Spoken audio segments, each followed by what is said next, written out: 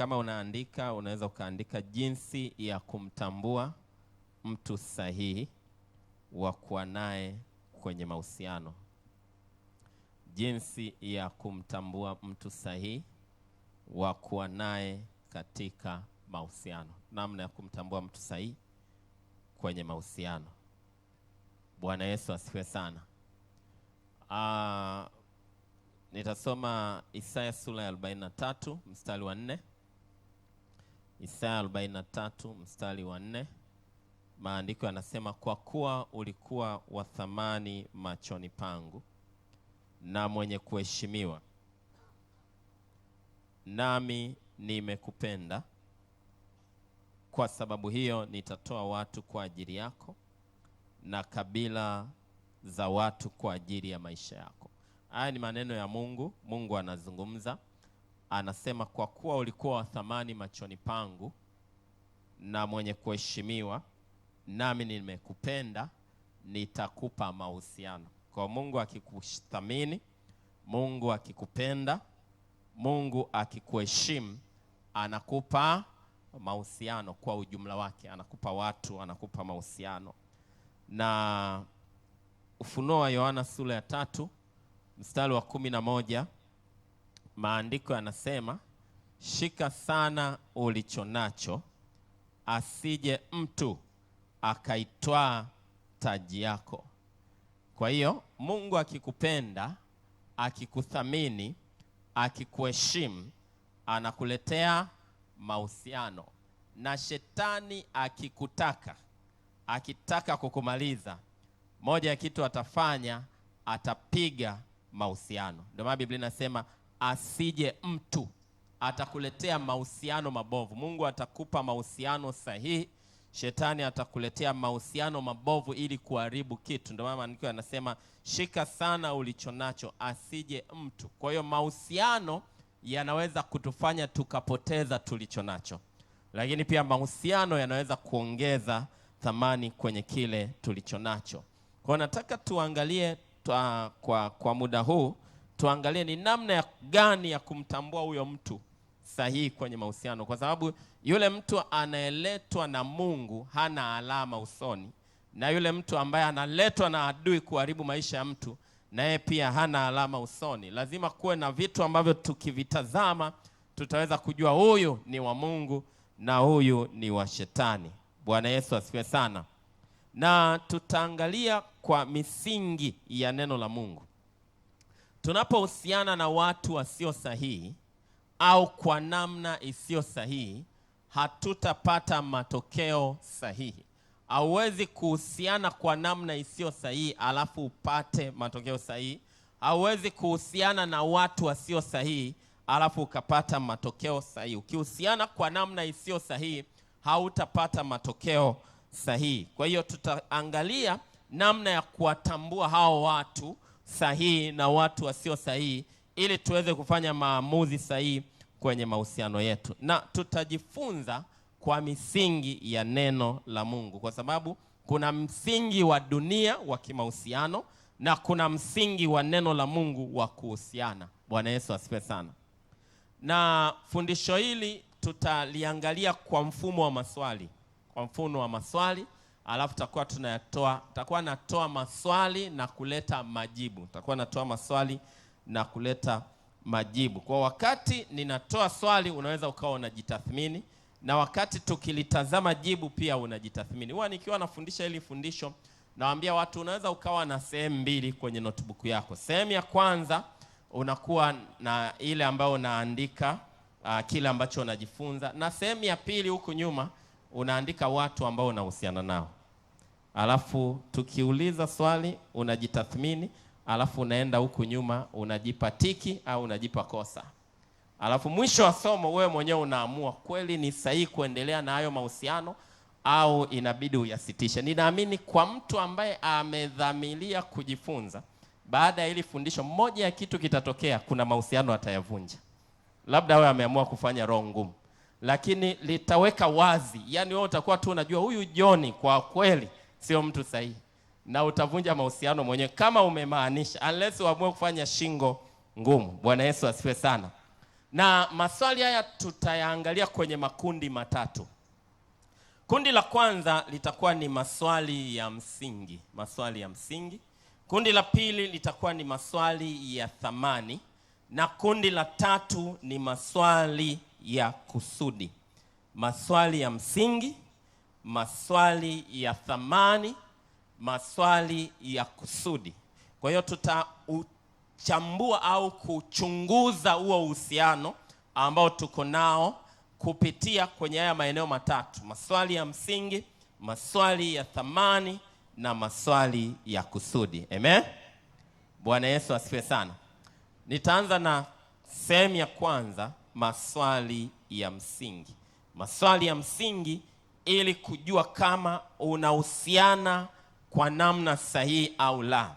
Maswali ya msingi ili kujua kama unahusiana na mtu sahihi au la. Na hapa kuna maeneo mawili. Mahusiano yanaweza yakawa sahihi lakini namna isiyo sahihi. Lakini pia mahusiano yanaweza yakawa sio sahihi kabisa na namna sio sahihi. Mtu anaweza akawa sahihi alafu mnahusiana kwa namna isiyo sahihi. Kwa kama ni mtu sahihi mnahusiana kwa namna isiyo sahihi, maana yake unarekebisha namna ya ili kupata matokeo sahihi. Amen. Bwana Yesu asifiwe sana.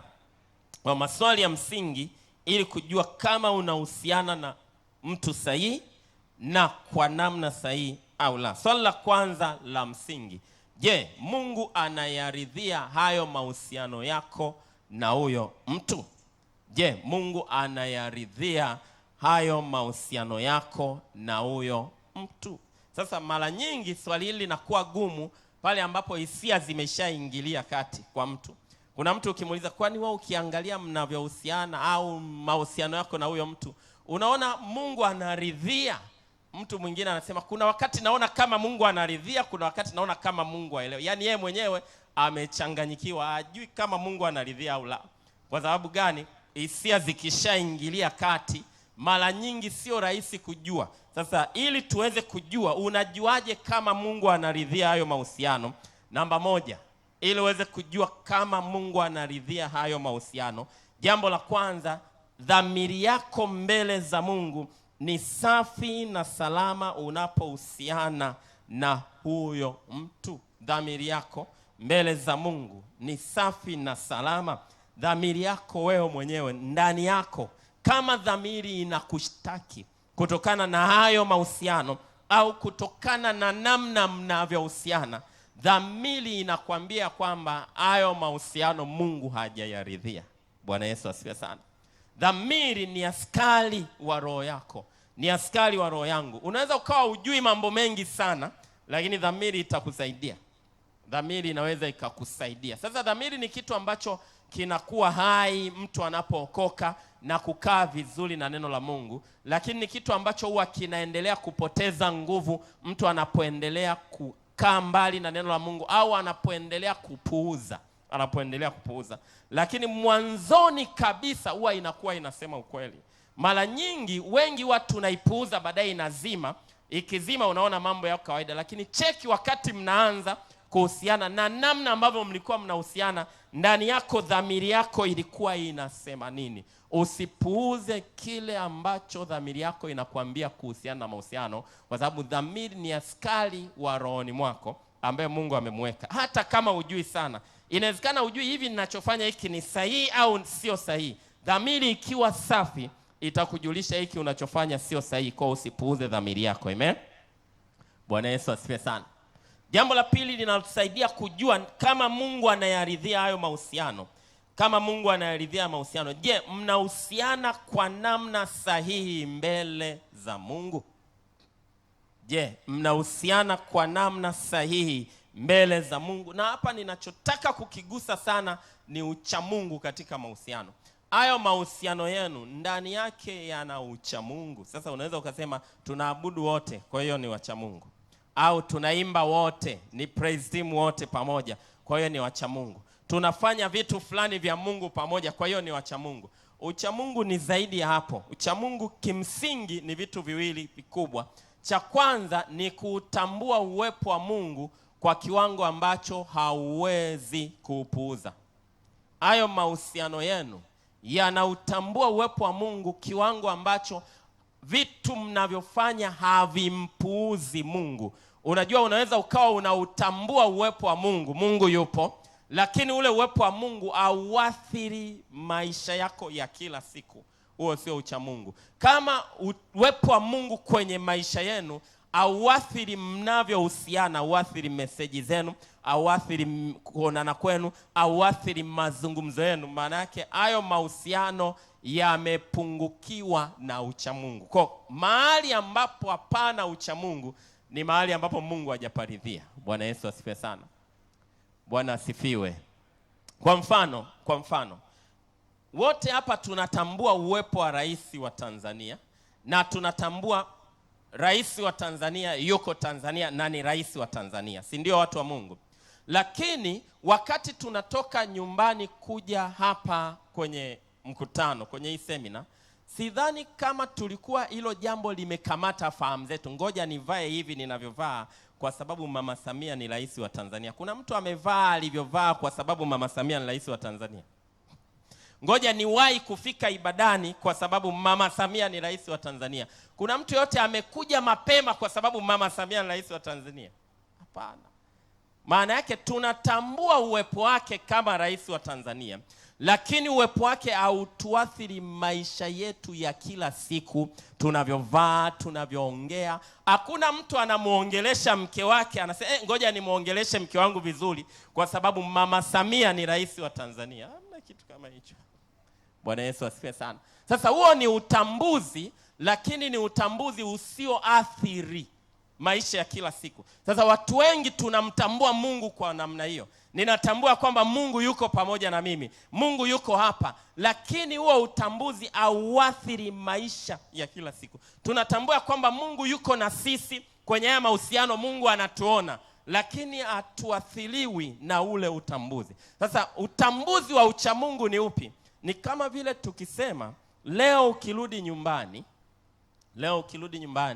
utamkuta Mama Samia na timu yake wanakusubiri nyumbani, utakuta huo ugeni nyumbani. Baada ya hiyo taarifa utagundua kila kitu utakachokifanya baada ya sasa kitaanza kuathirika. Utaanza kuangalia hadi ulivyovaa. Hivi nilivyovaa leo ninafaa kwenda kuonana na mama.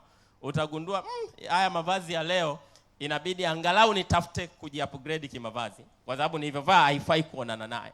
Kama ni wanandoa utashangaa walitoka nyumbani hawasemeshani, lakini kwa sababu mama yuko nyumbani inabidi waseme mama, tunabidi tuyamalize, ili kwa sababu ya ugeni tunayamaliza. Maana yake sasa ule umekuwa ni utambuzi ambao ni mfano wa ucha Mungu. Bwana Yesu asifiwe sana.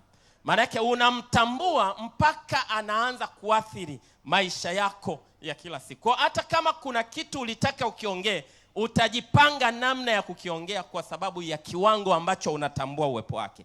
Na huo ndio utambuzi wa kiucha Mungu. Sasa tukirudi kwenye mahusiano, je, hayo mahusiano yenu yanamtambua Mungu kiasi cha kuathiri chatting zenu? Hayo mahusiano yenu yanamtambua Mungu kiasi cha kuathiri call zenu, mazungumzo yenu, namna mnavyowekeana sauti saa ya kuongea? Yanamtambua Mungu? Ni kama vile unamuona Yesu mbele yako binti, alafu unaongea na huyo kijana Yesu amesimama hapa mbele. Utaongea hiyo sauti wakati unamuona Yesu yuko hapo anakuangalia? Utaiweka hiyo sauti? Kama utaiweka, endelea na besi lako, kwa sababu hiyo sauti haina ucha Mungu. Hiyo mikao mkiwa mmekaa wote, unajua kuna mikao ya mitego, yaani anajifanya haoni kama amekosea vile, kumbe ana mtego fulani.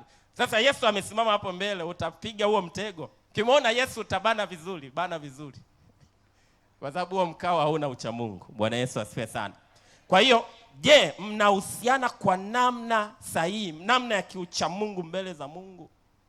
Kama mnahusiana kwa namna ambayo wewe mwenyewe ukipima kwa kweli unasema haya mahusiano hayamtambui Mungu, japo tunamtaja Mungu, hayo mahusiano sio sahihi, au namna mnavyohusiana sio sahihi. Amen. Lakini pia tunapoongelea hii pointi, je, mnahusiana kwa namna sahihi, ni namna tunavyoshughulika au namna mnavyoshughulika na maisha ya sirini. Namna mnavyoshughulika na maisha yenu ya sirini ndio kipimo kingine cha namna sahihi ya kuhusiana. Mnahusiana kwa namna sahihi. Maana yake, je, maisha yenu ya sirini ni salama? Maisha yenu ya sirini ni salama? Sio maisha ya wazi. Hapa kwa wazi kila mtu ni mtakatifu. Hapa ni full mtakatifu. Kuna mtakatifu fulani, mtakatifu Francis, mtakatifu Mariam, mtakatifu John. Hapa wote watakatifu. Bwana Yesu asifiwe sana. Lakini kuna aina mengine ya maisha yanaitwa maisha binafsi. Mfano mzuri ni mfano wa ndoa. Unajua, ukiona wanandoa wazi wameshikana mikono, wamevaa vitenge vinafanana, ukaona Facebook, utasema ndoa si ndio ile. Usiombee ndoa kwenye Facebook. Unasema Mungu, naomba ndoa kama ile. Au unaona wanakuja kanisani wameshikana mikono, unasema Mungu wangu, nipe ndoa kama ile. Haujui. Inawezekana wasemeshani nyumbani wiki 3, wanalala mzungu wa 4 hivi. Alafu wakiwa wanakuja kanisani, kwani na mimi ni mjinga kiasi gani nionyeshe tumegombana na mke wangu hapa? Si ndakuwa mpumbavu? Yaani nionyeshe atuelewani. Tukija hapa tutashikana mikono, utaamini kama ndio sisi tukiingia ndani. Sasa hayo ni maisha ya wazi. Kuna aina nyingine ya maisha inaitwa maisha ya binafsi. Maisha ya binafsi hapa tumeshikana ndani, tukiingia hatusemeshani wiki 3. Tunapeana taarifa kwa vikaratasi. Unaandika unaacha hapo. Leo maji yameisha, utaacha hela. Na mimi naandika sina hela, naweka hapo. Nisikia story moja, alimwambia utaniamsha leo usiku na wai basi. Akaandika akaweka hapo. Na mwanaume naye akaandika nimekuamsha wai basi. Akaweka hapo. Sasa hayo ni maisha binafsi. Ila kuna kiwango cha 3, maisha ya sirini. Bwana Yesu asifiwe sana. Sasa ucha Mungu au mahusiano ambayo ni sahihi mbele za Mungu ni mahusiano yanayozingatia maisha ya sirini. Hayo maisha ya sirini ndio balaa tu. Mume ajui mke wake anafanyaga nini na mke ajui mume wake anafanyaga nini. Maisha ya sirini. Sasa watu wengi tunafikiri usahihi mbele za Mungu unaanzia juu. Usahihi mbele za Mungu unaanzia sirini. Ndio maana maandiko yanasema wazi, Mungu anaketi sirini. Mungu anaketi sirini. Kwenye Mathayo sura ya 6 amerudia mara 3, anasema na Baba yako aonaye, sio akuonaye kwenye praise and worship ambapo ukisalimia unapiga goti mpaka chini. Baba yako aonaye sirini. Mungu anaketi sirini. Amerudia mara 3, na Baba yako aonaye sirini. Na Baba yako aonaye sirini. Na Baba yako aonaye sirini. Zaburi ya 91 anasema aketie mahali pasiri pake aliye juu. Kwa ukifanikiwa kuwa mahali pasiri, mkifanikiwa kuwa mahali pasiri, mmekuwa mahali pa Mungu. Bwana Yesu asifiwe sana. Mungu huwa anaanzia sirini kuja juu, aanzi juu kuja sirini. Ndio maana jambo lolote ukilifanya kwa siri, hata kama ni zuri, litakuwa na matokeo ya wazi. Amua kuwa na maombi ya siri kila siku, unajificha, hakuna mtu anajua unakaa masaa 2 unaomba. Hakuna mtu anajua. Kuuliza ulikuwa wapi? Nilikuwa tu mahali fulani nimetulia. Siku ya kwanza, mwezi wa kwanza, mwezi wa pili, miezi 6, mwaka wa kwanza. Baada ya muda, matokeo hayataonekana sirini, matokeo yataonekana wazi. Watu watasema kuna kitu kimekutokea wewe. Japo utuambii, lakini kuna jambo limetokea. Kwa nini? Chochote kinachofanyika sirini kina matokeo ya wazi. Kwa mahusiano machafu sirini yatakuwa na matokeo ya wazi mabovu. Bwana Yesu asifiwe sana. Ndio maana unajua mafanikio yote ya mtu ni matokeo ya maisha yake ya sirini. Ndio maana ukikuta mfanyabiashara aliyefanikiwa, unaambia tupe siri ya mafanikio. Maana yake kuna vitu anavifanya usivyovijua ndio vinasababisha matokeo ya nje. Kwa ni muhimu sana kuzingatia maisha yetu ya sirini kama watu tunaohusiana, kama kweli tunataka kuwa na matokeo mazuri ya wazi. Na unajua watu wengi wanasafa leo kwenye ndoa kwa sababu ya aina ya maisha ya sirini walioishi huku nyuma. Na wengine wamesababisha mpaka wachungaji wanakuwa waongo. Vijana wangu wamejitunza hawa. Yani sisi tulikuwa vijana enzi hizo. Yani kuna vijana unaona yani hawa mahusiano yao ni balaa tupu. Unajua tunafahamiana huko mtaani. lakini mchungaji hajui. Alafu siku ya ndoa mchungaji anavyojiproud, mimi ninajisifia hawa vijana, lakini sisi wengine tunasema Mungu wangu, wanamfanya mchungaji naye anaingia kwenye uharibifu wao. Na wengi wanakuja kuwa na matokeo mabaya kwa sababu hawashughuliki na hivi vitu. Bwana Yesu asifiwe sana. Kwa unajuaje Mungu anayaridhia hayo mahusiano? Je, maisha yenu ya sirini Mungu yupo? Maisha yenu yanamtambua Mungu? Tukiweka screen hapa yanayojiri sirini alafu tukafumba macho tuombe, alafu kila mtu yatapita maisha yake ya sirini. Tukifungua macho unaweza kukuta ukumbi umeisha, kwa sababu haya hapana, mimi naondoka. Muulize jirani yako, maisha yako ya sirini yakoje? Bwana Yesu asifiwe sana. Unajuaje Mungu anayaridhia hayo mahusiano? Nimesema namba 1, dhamiri yako mbele za Mungu. Namba 2, je, mnahusiana kwa namna sahihi mbele za Mungu? Namba 3, je, una ujasiri mbele za Mungu unapokuwa na huyo mtu? Una ujasiri mbele za Mungu unapokuwa na huyo mtu? Na vile vitu mnavyofanya, una ujasiri mbele za Mungu? Una ujasiri mbele za Mungu? Biblia inasema karibie kiti cha neema kwa ujasiri. Moja ya kitu hatupaswi kupoteza kwenye maisha yetu ni ujasiri wa kwenda mbele za Mungu. Lakini kuna mtu anasema niko kwenye mahusiano na huyu mtu ndio tunaelekea naye kwenye ndoa. Ye mwenyewe anajua kati ya watu anampotezea ujasiri wake mbele za Mungu ni huyo dada au ni huyo kaka. Anaweza akatoka ibada vizuri kabisa, anasikia uwepo wa Mungu na ujasiri. Baada ya maongezi ya masaa 2 hawezi kwenda mbele za Mungu tena. Akienda mbele za Mungu ye mwenyewe anajionea huruma. Yaani anaishia tu kusema Mungu wewe unanijua, ni rehemu tu, nisaidie. Anapoteza ujasiri mbele za Mungu. Kuna watu unakuwa nao karibu, huwezi hata kusema Yesu, kwa sababu yale ambayo yanaendelea unajua hivi hata Yesu inaingiaje hapa? Haingii. Alafu mtu ndio huyo yuko kwenye uhusiano naye na anasema ameokoka, lakini huyo mtu anakula ujasiri wake mbele za Mungu. Usikubali kuendelea na mahusiano na mtu ambaye anakunyonya ujasiri wako mbele za Mungu. Ukiwa naye baada ya hapo ukienda mbele za Mungu una ujasiri wa kuomba, una ujasiri wa kumshuhudia Yesu. Wengine hawezi hata kuomba pamoja. Yaani wakiwa wote haiwezekani wakaomba, kwa sababu wakiwa yote mambo wanayoyafanya alafu ina switch vipi kwenda kwenye maombi? Switchiki. Haviwezi kuswitch kwenda kwenye maombi, kwa sababu mambo wanayoyafanya, aina ya maisha wanayoishi inanyonya ujasiri wao mbele za Mungu. Anayekunyonya ujasiri wako mbele za Mungu sio mtu sahihi, amuhusiani kwa namna sahihi. Bwana Yesu asiwe sana. Biblia inasema tujitahidi kujionyesha kwamba tumekubalika mbele za Mungu, tumekubaliwa na Mungu. Timotheo 2 sura ya 2 mstari wa 15.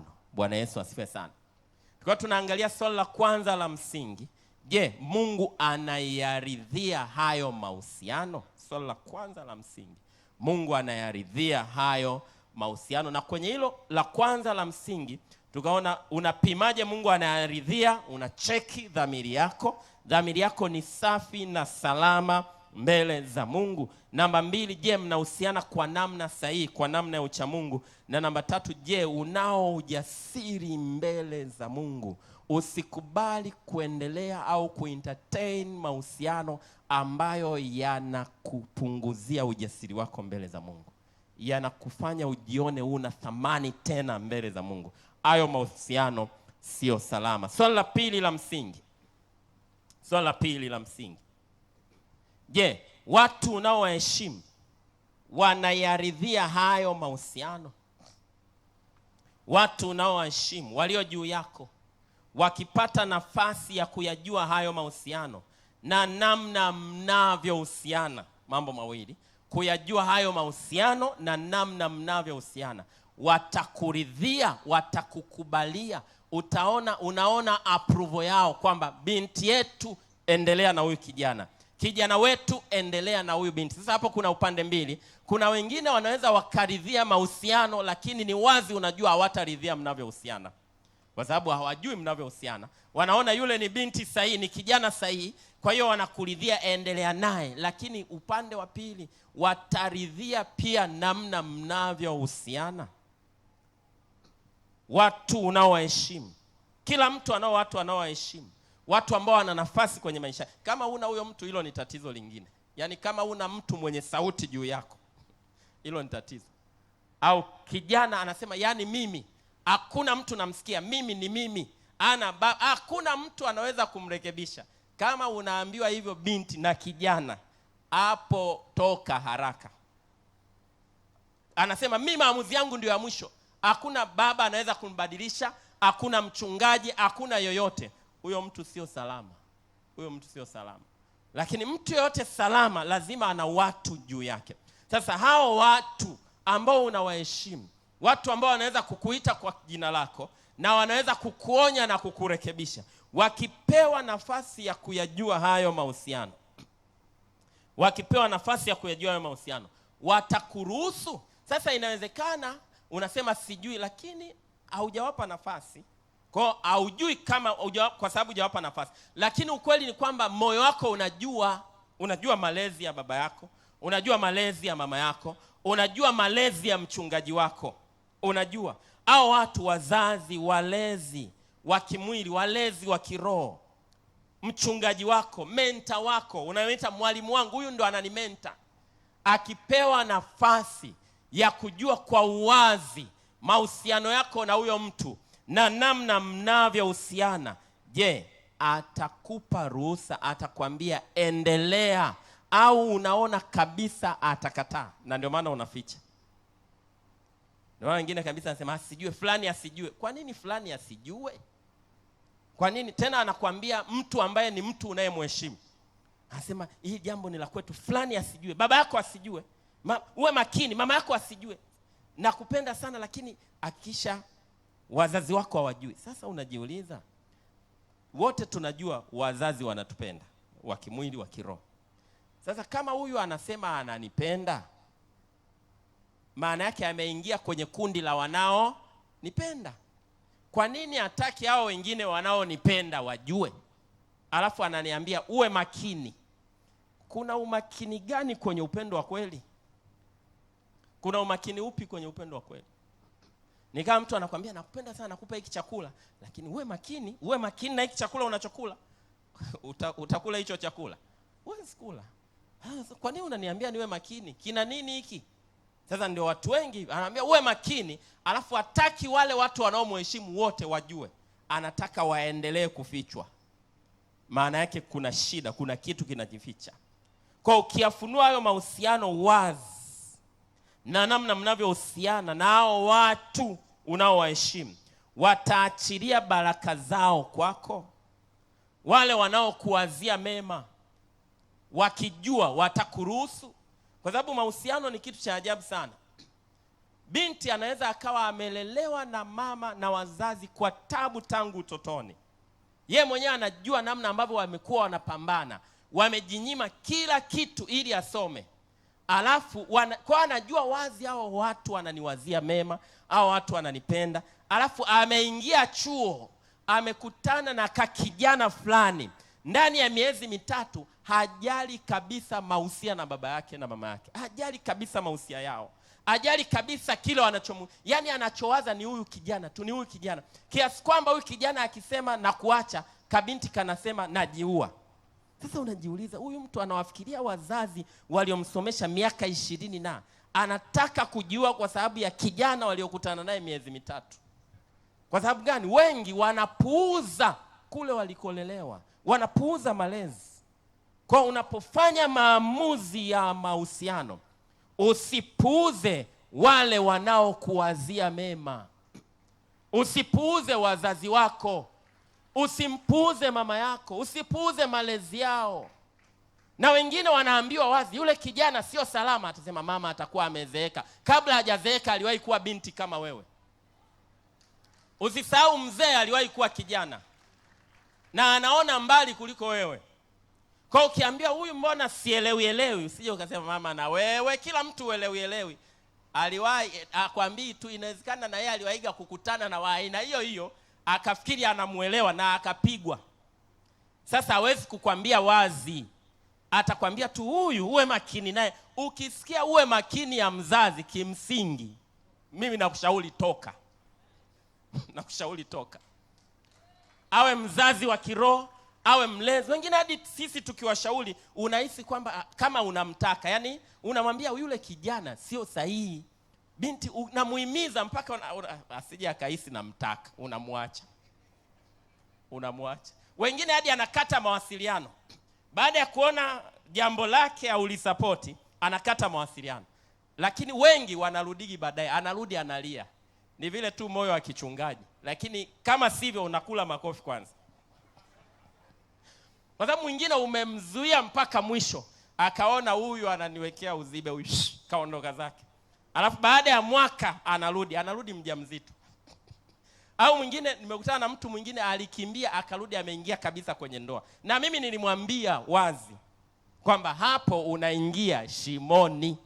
Nilimwambia wazi. Akakata mawasiliano, kakimbia.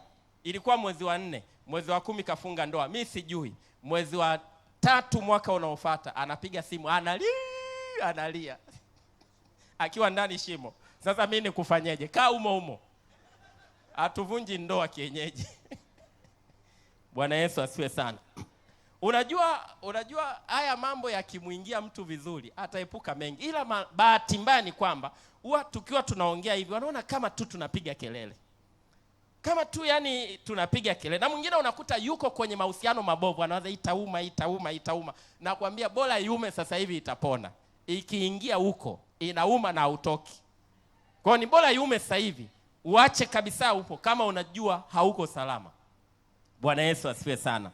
Kwa ukiyafunua hayo mahusiano wazi kwa watu unaowaheshimu, watayaridhia, watakwambia binti yetu endelea, kijana wetu endelea. Au wewe mwenyewe ukitazama unaona wanayazuia. Biblia inasema hivi kwenye Wathesaloniki wa kwanza sura ya 5 na mstari wa 12.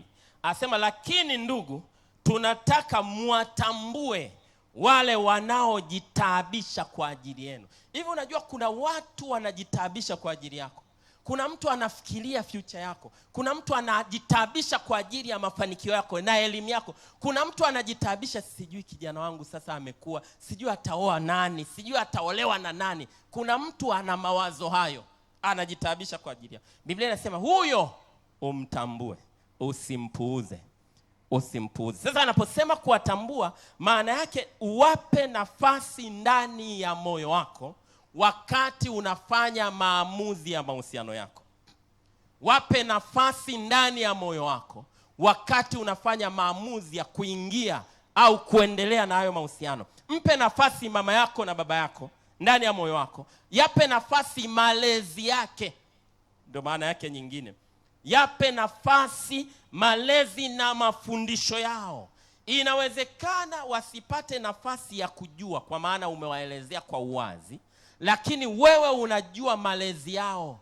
Unajua malezi ya mchungaji wako, unajua malezi ya baba yako, unajua malezi ya mama yako. Ukiyatazama malezi ya mama yako, ukamweka huyo Joni hapa na huyo Mariamu, ukaangalia, je, unaona ruhusa ya wazazi wao? Unaona ruhusa ya malezi yao?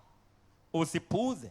Kama uioni hiyo ruhusa, ninakushauri toka kwenye hayo mahusiano. Amen. Bwana Yesu asifiwe sana. Ninaamini mpaka sasa kuna watu tayari wameshaachika kwa mtu aliyemaanisha. Kabla hata hatujaenda mbali. Kuna mahusiano yameshavunjika kwa mtu aliyemaanisha, ambaye ameamua asifanye shingo ngumu. Bwana Yesu asifiwe sana. Swali la 3 la msingi. Je, roho yako inayaridhia hayo mahusiano na namna mnavyohusiana? Roho yako. Nimesema namba 1, Mungu anayaridhia. Namba 2, watu unaowaheshimu wanayaridhia hayo mahusiano. Namba 3, roho yako inayaridhia hayo mahusiano na namna mnavyohusiana. Usinyime roho yako nafasi unapofanya maamuzi, kwa sababu wewe ni roho kabla ya mwili. Wewe ni roho kabla ya hisia. Wewe ni roho kabla ya mwili. Kwa roho yako usinyime nafasi wakati unafanya maamuzi ya mahusiano. Wewe halisi ni roho kabla ya mwili. Kwa ni lazima uipe nafasi roho yako, kwa sababu roho yako ina uwezo wa kuona mbele. Unajua mwili ndio unatulimit. Roho zetu zinaweza kuona miaka 5 ijayo, zinaweza kuona miaka 10 ijayo, zinaweza kuona wewe ni mjane wa miaka 3 ijayo. Na ikakuzuia usiingie hapa, utakuwa mjane. Na hujui. Inakwambia, inakuzuia tu kwa hicho kwamba huyu maisha yake yanaishia hapa. Wewe hatima yako inatakiwa ende zaidi. Wa kwako anatakiwa muende naye mpaka mbali. Na unakataa baada ya ndoa miezi 6 mjane. Na roho ilikuwa inakataa. Bwana Yesu asifiwe sana. Kwa hiyo hakikisha hauinyimi nafasi roho yako. Hauinyimi nafasi roho yako, kwa sababu wewe halisi ni roho. Sijasema hisia zako, nimesema roho yako, kwa sababu hisia zinaweza zikawa zinakubali, roho inakataa. Hisia zinaweza zikawa zinakubali, roho inakataa. Kwa hiyo jifunze kuisikiliza roho yako. Jifunze kusikiliza roho yako. Na ndani kabisa ya roho yako unasikia nini kuhusiana na huyo mtu? Jaribu kuassume hakuna hisia zozote, zifunge hisia, au tafuta muda ambao hamjawasiliana, umetulia kabisa mwenyewe, mahali pa utulivu. Alafu anza kusikiliza rohoni. Rohoni panakuambia nini kuhusiana na huyo mtu. Usipuuze kile ambacho roho yako inakwambia.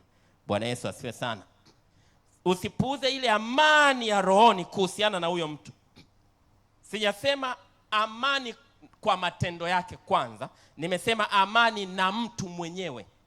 Amani na mtu. Unajua mkutaniko au wanapokutana watu wawili, kwa mfano tunapoonana mara ya kwanza, ule mkutaniko wa kwanza ile huwa ni mkutaniko wa roho kwa roho, kabla hujawa kwa mwili kwa mwili, baadaye unakuja kuwa wa hisia kwa hisia. Huwa roho kwa roho kwanza zinakutana. Ninamaanisha nini? Mtu unapokutana naye mara ya kwanza, roho yako huwa inaona roho yake. Na kama yule mtu si sahihi, pale pale roho yako itamkataa. Ndio maana kuna watu unamuona tu, unasikia roho inamchukia. Sasa unajua kwani amenifanya nini? Hajakufanya chochote. Kuna kitu akija connect rohoni. Wale ambao wameajiri wadada wa kazi, alafu wale wadada ni wamejikuta wamefanywa matukio mabaya, waulize siku ya kwanza yule dada amekuja alisikiaje rohoni. Roho ilimkataa, lakini kwa sababu ya shida akamvuta karibu. Alafu baadaye anakuja kupata shida. Na wengine wamekutana na matatizo, mwisho wake anasema kabisa, ndio maana roho yangu ilikuwa inamkataa, kwa sababu roho yako inaweza kuona miaka 5 mbele. Kwa unapokutana na mtu mara ya kwanza, usipuuze sauti ya roho yako. Sasa sauti ya roho huwa inazimwa baada ya kumuona. Roho inasema, lakini ukianza kusikiliza anavyozungumza, kuna namna anaongea vizuri. Ukianza kuangalia sura yake, sasa lakini ana kasura kazuri, lakini ana kashepo. Lakini roho imeshatoa tahadhari. Sasa mwili unaanza kuleta barriers, unaanza kuleta vizuizi vya sauti ya rohoni. Sasa mbaya zaidi huwa ni nafsi. Nafsi ikianza kuhusika, roho inasahaulishwa. Ukianza kuongeleshwa maneno mazuri, ukaanza kusifiwa na hela ukaanza kutumiwa, unasema itakuwa tu mawazo yangu. Sio mawazo yako. Roho yako ilikupa taarifa. Na hiyo taarifa ukiendelea, kuna siku utaikumbuka. Wengine wao wanaikumbuka baada ya ndoa. Katikati ya ndoa. Ndio kutana na mtu mmoja ananipigia simu ndoa ikiwa na miaka 2. Anapiga simu analia sana. Anasema ninajuta kuolewa na huyu mwanaume. Kwa sababu ni mlevi, ananipiga, haachi matumizi nyumbani. Wakati ananielezea vile, mimi nikasikia kumuuliza maswali. Nikamwambia una ndoa miaka mingapi? Akasema 2. Nikamuuliza uliokoka lini? Akasema nimeokoka siku nyingi, zaidi ya miaka 10. Mimi nikajua tu hauwezi kuingia kwenye ndoa ya aina hiyo roho yako isikwambie. Haiwezekani. Nikamuuliza huyo mtu mlikutana wapi? Tulikutana kanisani. Nikamuuliza siku ya kwanza amekufuata, anataka kukuoa, nini kilitokea rohoni mwako? Anasema roho yangu ilimkataa. Nikamwambia ikawaje? Alikuwa anaonekana ni mtu mzuri, anashiriki ibada zote vizuri, anashiriki michango yote ya kanisani, hata kifedha alikuwa anaonekana yuko vizuri. Nikamwambia kwa kadiri mnavyoendelea nini kilikuwa kinatokea? Anasema kwa kadiri tunavyoendelea kuwa na commitment, roho ilikuwa inakataa zaidi. Lakini mazingira ya nje yalikuwa yananifanya nisizingatie ile sauti. Kwa akafika mahali akafunga ndoa. Baada ya ndoa yule jamaa akasema mimi nilikuja kanisani kukufuata wewe. Kwa hiyo nitakuruhusu uendelee na ibada na mambo yako, lakini mimi sitaenda tena. Baada ya muda akaanza kugeuka. Hapo baada ya miaka 2 ndio analia. Sasa unamsaidiaje huyo mtu? Naambia Mungu akurehemu. Neema ya Bwana ya kutosha. Hamna kingine. Mungu amsaidie. Uzuri Mungu anasaidiaga hivyo hivyo. Anakuongezea uvumilivu. Kiwango cha uvumilivu. Bwana Yesu asifiwe sana. Kwa hiyo usipuuze sauti ya roho yako. Unaweza ukawa na amani na pesa zake. Unaweza ukawa na amani na umbo, na amani na sauti, na amani na shape. Lakini una amani na mtu mwenyewe. Usipuuze ile hali ya kukosa amani na mtu. Ile hali inakuonyesha hapa sio mahali sahihi. Amen. Jaribu kusahau pesa zake, maneno mazuri. Jaribu kusahau kila kitu cha nje. Rudi ndani kabisa ya roho yako. Ukisikiliza vizuri, ni kweli roho yako inakuruhusu kuendelea na huyo mtu? Kama roho yako haikuruhusu, nenda kule nyuma, tia kosa. Na baada ya hapa usiseme nampa muda hadi mwezi mmoja ujao. Immediately anza kudraft message ya kumwacha. Usijipe muda. Ukijipa muda utakosea. Haya mambo hayajipi muda. Haya mambo utakiwa uyape muda. Fanya maamuzi haraka kwa sababu umegundua uliko siko sahihi. Amen. Na kama utaki kuacha mtu asiye sahihi, unajua tunatakaga twende na wote. Mungu nipe mtu sahihi ni muache asiye sahihi. Haviendi hivyo. Kama utaki kuacha mtu asiye sahihi, Mungu hatakupa mtu sahihi. Kwa usije ukafikiri Mungu akileta sahihi nitaacha asiye sahihi. Acha kwanza asiye sahihi. Biblia inasema hakuna aliyeacha alafu ndipo atapata. Huwa upati kabla hujaacha. Kwa kama unajua mtu sio sahihi, acha asiye sahihi alafu Mungu atakupa aliye sahihi. Amen. Sababu kwani kwamba watu sahihi bado wapo wengi kabisa. Wapo watu sahihi. Wapo watu sahihi, lakini itakugharimu kuacha asiye sahihi ili Mungu akuletee mtu aliye sahihi. Amen. Na ishara nyingine ya hii roho yako nimeisema hapo mwanzo. Mwanzoni kabisa anakufuata kwa mara ya kwanza. Kabla hisia zako hazijavurugwa. Nini kilisikika ndani ya roho yako?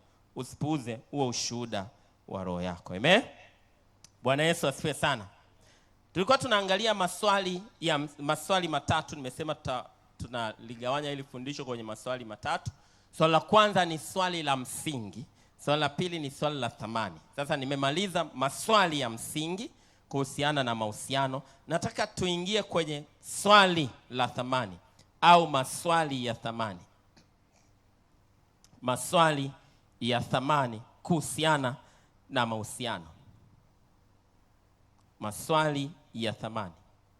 Swali la kwanza la thamani. Je, hayo mahusiano yanakuongezea thamani au yanakupunguzia thamani? Hii ni kipimo kizuri sana cha kujua kama unahusiana kwa namna sahihi au na mtu aliye sahihi. Hayo mahusiano yanakuongezea thamani au yanakupunguzia thamani? Na hili ni swali la muhimu baada ya lile swali la kwanza. Baada ya maswali ya msingi, maswali ya thamani. Sasa ili nieleweke vizuri, thamani ya kijana au ya mtu inaweza kutafutwa au kupimwa kutokea kwenye maeneo kadhaa.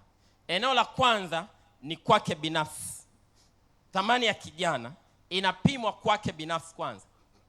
Na hapa ndio kwenye msingi wa thamani, kwako binafsi au kwangu binafsi. Maana yake nini? Kijana ni lazima yeye kwanza ajithamini na kujiona wa thamani kabla hajaingia kwenye mahusiano. Thamani yako haitafutiwi kwenye mahusiano. Lazima ili swala la kujithamini na kujiona wa thamani liwe limeshakamilika kwako. Usisubiri mtu ndio akuonyeshe wewe ni wa thamani. Lazima wewe uwe tayari unajiona wa thamani. Kama haujioni wa thamani na haujithamini, mimi ninakushauri usiingie kwenye mahusiano, kwa sababu utaitafutia kwa mtu, na inawezekana mwanzoni ili akupate atakuonyesha wa thamani, alafu baadaye akiikata ndio mtu anajiona hafai tena kwa lolote, kwa sababu kuna mtu amemwambia sikutaki, au kuna mtu amemwambia wewe si wa thamani. Kwa kwanza inajengwa kwako kwanza. Kujithamini ndio msingi wa kwanza wa kuishi maisha ya thamani. Mara nyingi watu watakuthamini kwa kiwango unachojithamini. Hivi unajua kuna watu wanajithamini, alafu mwanzoni uone mbona kama anajiamini sana, anajithamini, anajiona wa maana. Mbona mimi sioni? Lakini kwa namna ambavyo anakuwa consistent kwenye kujithamini na kujionyesha wa maana, mpaka naona sasa huyu atakuwa na kitu, huyu atakuwa na kitu. Kwa sababu msingi wa kuthaminiwa na watu unaanza kwa wewe kujithamini. Na mtu atakutathmini sawa sawa na unavyojithamini, na utajileta mbele za watu kwa kiwango unachojithamini. Bwana Yesu asifiwe sana. Kwa kutokujithamini kutakufanya usiwe na mahusiano yenye thamani, au utaingia kwenye mahusiano ambayo yatakuletea shida. Huwezi kuionyesha thamani yako kwa watu wakati wewe huioni thamani yako, kwa sababu muonekano wako, kuanzia kuvaa kwako, kutembea kwako, kutatokana na unavyojithamini. Sasa unakuta kuna binti ajithamini kiasi kwamba hata anavyovaa ajithamini. Anavaa tu ovyo ovyo, anatembea tu ovyo ovyo. Yaani yeye mwenyewe ukiona ajithamini, alafu anataka athaminiwe. Kama wewe huwezi kujithamini na kuionyesha thamani yako, ni wazi hakuna mtu atakuthamini. Kwa thamani hasa inaanzia kwako wewe mwenyewe. Muonekano wako hauwezi kuzidi thamani unayojiona ndani yako. Namna unavyojipresent kwa watu haiwezi kuzidi namna ambavyo unajiona wa thamani. Utajileta mbele za watu kwa namna ambavyo unajiona wa thamani. Sasa kuna watu unajua hata yeye mwenyewe akijiangalia sasa, yani mimi sina lolote, si chochote. Huo sio unyenyekevu. Yani mimi si lolote, si chochote, mimi ni takataka. Huo sio unyenyekevu. Huo sio unyenyekevu. Bwana Yesu asifiwe sana. Sasa unakuta kuna mtu, niende sasa kwenye pointi ya mahusiano. Unakuta kuna mtu amekuwa anajiona wa thamani mpaka alipoanza kuhusiana akaanza kujiona si wa thamani. Hayo mahusiano sio sahihi. Binti alikuwa anajiona wa thamani kiasi kwamba anasema mimi siwezi kuchezewa na mwanaume, mwili wangu hauwezi kuguswa ovyo. Mpaka alipoanza kuhusiana akakutana na jamaa, na kuna wengine ndio mbinu yake, mbinu ya kukupata, anahakikisha ujione usio wa thamani. Anasema mzuri utakuwa wewe. Hapo anakutaka, ila anaanza kukuponda kwanza. Kwa anakuponda, anakisha ujioni wa thamani, afu kidogo anakuonyesha kwamba amekudhamini, na wewe unajiachia, amekupiga. Bwana Yesu asifiwe sana. Kwa unakuta kuna mtu amekuwa anajiona wa thamani mpaka alipoanza kuhusiana akaanza kujiona hana thamani. Hayo mahusiano sio sahihi. Mahusiano ambayo yanakufanya ujione si wa thamani bila huyo mtu, hayo mahusiano sio sahihi. Wengine anawaambia kabisa, yani mimi bila wewe, mimi sina maisha bila wewe. Hakunaga sina maisha bila wewe. Hakunaga sina maisha bila wewe. Yani na anasema amemaanisha, yani anaona kabisa hana maisha completely bila mwanaume au bila mwanamke. Huyu mtu maana yake ameichukua thamani yake yote kamkabidhi yule mtu. Hayo mahusiano sio sahihi, au namna mnavyohusiana sio salama, sio salama. Bwana Yesu asifiwe sana. Bwana asifiwe. Tunapohusiana kwa usahihi, hatupaswi kupeleka thamani zetu kwa wengine, yani kufanya thamani yako iwe tegemezi kwa mtu mwingine. Usifanye thamani yako kuwa tegemezi kwa mtu mwingine. Usiunganishe thamani yako na yule mtu ambaye mnahusiana naye. Sasa nikieleza utanielewa. Wewe ni wa thamani kabla ya huyo mtu. Wewe ni wa thamani pamoja na huyo mtu. Wewe ni wa thamani hata bila huyo mtu. Lazima hii kitu kiwe hapo. mimi ni wa thamani kabla ya mke wangu, mimi ni wa thamani pamoja na mke wangu, mimi ni wa thamani hata bila mke wangu. Haimaanishi hana nafasi kwangu, lakini kuwepo kwake hakupaswi kunishusha thamani yangu. Kimsingi mahusiano sahihi yanapaswa kuipandisha thamani ya mtu na sio kuishusha. Kwa mahusiano ambayo yanakushusha, yanakufanya ujione wewe hauna thamani, hayo mahusiano sio sahihi. Mahusiano yoyote, hata kama ni mahusiano sahihi, hayapaswi kukushusha thamani. Hata kama ni ndoa, haipaswi kukufanya ujione wewe ni duni, wewe uwezi bila yeye. Hayo sio mahusiano sahihi. Tunahitajiana, sio unanihitaji mimi na kuhitaji pekee. Yaani mtu anakufanya uone kama wewe ndio unamhitaji, yaani kama umepata bahati kuwa naye. Kwa hiyo yani wewe ndio umebahatika. Yeye walikuwepo wengi wa aina yako, wewe umebahatika. Hamna kitu hapo. Anakuhitaji na wewe unamhitaji. Lazima kuwepo na kuhitajiana. Bwana Yesu asifiwe sana. Na tunapaswa kufahamu hata mtu kukutendea vibaya haimaanishi hauna thamani. Kuna wengine ni majeuri tu wenyewe wanakutendea vibaya. Kwa hiyo usipime thamani yako kwa kutendewa vibaya. Sababu kuna wengine walikuwa wanajiona wa thamani kwa sababu amekuwa anakuwa mistreated mara ya kwanza, mara ya pili, anatendewa mambo ya hiana, mambo meusi, mambo ya giza. Baadaye anaanza kujiona labda mimi sina thamani, ndio maana ananifanyia hivi, ndio maana ananijibu hivi. Wewe ni wa thamani, ni yeye tu ndio amechanganyikiwa. Usipoteze thamani yako. Bwana Yesu asifiwe sana. Bwana asifiwe. Sasa je, unaiona thamani yako tangu umeingia kwenye hayo mahusiano? Unaiona thamani yako? Unaiona thamani yako? Au thamani yako imepungua? Dalili ambazo zinaonyesha kwamba kuna shida ya kithamani. Dalili 3 zinazoonyesha kwamba hayo mahusiano yana shida ya kithamani. Namba 1, kujiona duni. Unajiona duni muda wote. Uhusiano wote ambao unakufanya ujione duni, huo uhusiano una shida kwenye eneo la thamani. Wewe siku zote ni mnyonge mbele yake. Wewe ni kama tu unasubiri rehema zake. Huo uhusiano una shida. Lengo la mahusiano sio tufanyane duni. Lengo la mahusiano tuinuane. Mahali ambapo nimepungua anisaidie kuinuka, na mahali ambapo amepungua ni muinue. Mahali ambapo nimekaa vizuri anisaidie kukaa hapo na kuzidi. Na sio mtu alikuwa yuko intelligent, dada alikuwa yuko smart, ana mawazo mazuri. Yaani toka huku chini maisha yake anaonekana huyu mtu kuna mwanga. Baada tu ya kuingia kwenye mahusiano, jamaa linamsigina, anaanza kujiona yeye hafai, hawezi kuwaza chochote, hawezi kufanya maamuzi, hawezi kushauri chochote. Hili ni tatizo. Hayo mahusiano kimbia kabla ya ndoa, kwa sababu ndoa ya aina hiyo ni ndoa ya mateso. Nimekutana na wamama ambao wako kwenye ndoa ambaye huyu mama ana historia ilikuwa inaonyesha mwanga. Tangu ameingia kwenye ndoa amekuwa ni mtu duni aliyesiginwa chini. Sio makusudi ya ndoa, sio makusudi ya mahusiano. Bwana Yesu asifiwe sana. Kwa dalili ya kwanza ni kujiona duni. Linda sana mahusiano ambayo muda wote unajiona duni. Yeye yuko superior, wewe ni inferior. Yeye yuko muda wote ni kama tu uko duni. Hayo mahusiano jilinde nayo. Lakini namba 2, kujiona unamhitaji zaidi ya yeye anavyokuhitaji. Ni dalili ya thamani na shida. Uko kwenye mahusiano, yani unaona yani wewe ndio kama pumzi, yeye ndio kama pumzi yako. Lakini wewe hata sio pumzi yake. Wewe unaona pumzi yako, alafu yeye haoni hata kama ni pumzi yake. Yaani maisha yanaweza kwenda bila wewe. Ila wewe unaona maisha yangu bila yeye hayawezi. Unapambania hayo mahusiano yaendelee kuwepo kwa sababu unahisi hautaishi bila yeye. Hayo mahusiano yatakutesa. Na sio sahihi kuwa na mahusiano ya aina hiyo.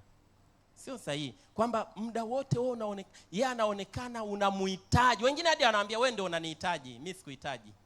Kwa hiyo tulia. Naye anatulia kabisa. Hapo toka.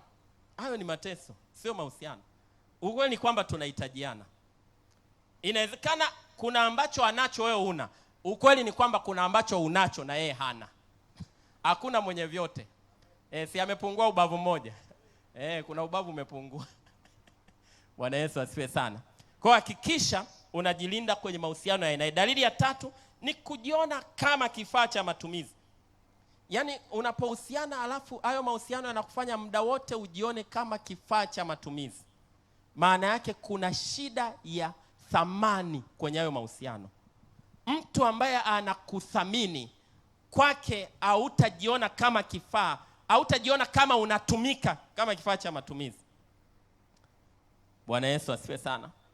Uhusiano wote unaokufanya ujione kama kifaa cha matumizi, yaani unaonekana wa thamani wakati kuna haja yake anataka kuitimiza. Yaani hapo ndio atakuja na maneno mazuri na kuone yani wewe kumbe ana jambo lake. Akimaliza tu jambo lake akukumbuki kama kiti hicho ukiondoka ambavyo umekisahau. Unajua hapo unakuheshimu kiti kwa sababu umekikalia. Baada tukishaondoka kimsingi hata ukisimama umeshasahau kiti. Ila ukitaka kukaa kipo nika. Sasa kuna watu wanahusiana yeye kama kiti au kama ATM. Huwezi kupita ATM unaisalimia ATM habari gani? Ukipita ATM unataka nini?